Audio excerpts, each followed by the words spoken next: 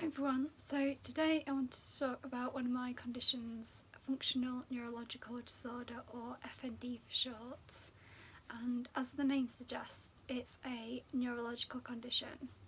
With FND, basically the brain's messaging system doesn't work properly, so the messages from our brain to a part of my body won't get there, or parts of the message won't get there, or from one part of my body to my brain, again the messages might not get to my brain properly, or they might partly get to my brain.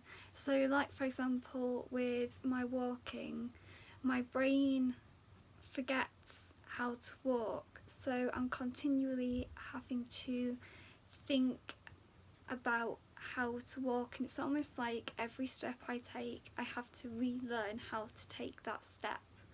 So it takes a lot of effort and energy and concentration to be able to walk, and as a result I can be quite wobbly on my feet and fall over.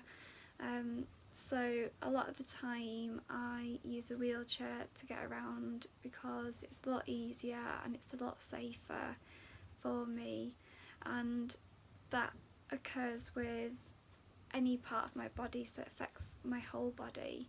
Another aspect of FND is because there are so many symptoms to FND, it's so unique in every individual. So for example, some people might have non-epileptic seizures with their FND, others don't.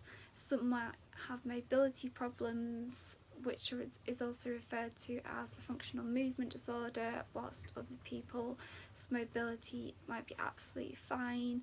The list goes on in terms of symptoms, and if you want to learn more about the symptoms of FND, I can do a video on FND symptoms, and if you would like me to do that video, just leave it in the comments below, and I will also leave links to some FND organisations in the description below.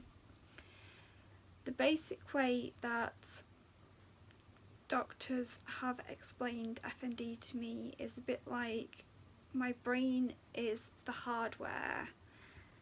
So the brain itself is fine, so when I have, for example, a CT or MRI scan, my brain is absolutely fine, but the software, which is the messaging system, doesn't work.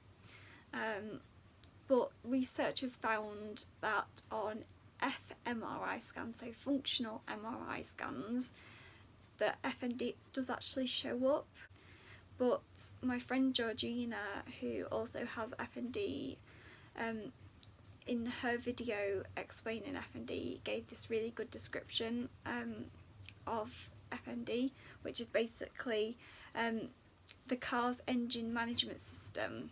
So if you try to switch on the indicators, the brake light will come on, which kind of explains how the messaging system gets interrupted and misfires. So living with FND is really difficult because the symptoms are so unpredictable. For example, last night, one moment I can be sat doing a jigsaw puzzle, the next minute I'm having a non-epileptic seizure and I have little warning, or I might wake up and my whole body will feel like it's plugged into an electric socket and I'm getting electrical sensations all over my body. And this makes living with the condition really hard because I don't know what symptoms I will have and when those symptoms will occur and how long those symptoms will last for. Sometimes they can hang around briefly, other times they can go on all day or for days, or sometimes it can go on for much longer. I first started having neurological symptoms in 2013, and over the years my symptoms have kind of changed. So it's a fluctuating condition, but it's always there in the background, and it's very similar to conditions like multiple sclerosis and Parkinson's. It's just that FND isn't as well understood, and unfortunately I've had some quite bad experiences in terms of care from professionals who have quite outdated knowledge of FND.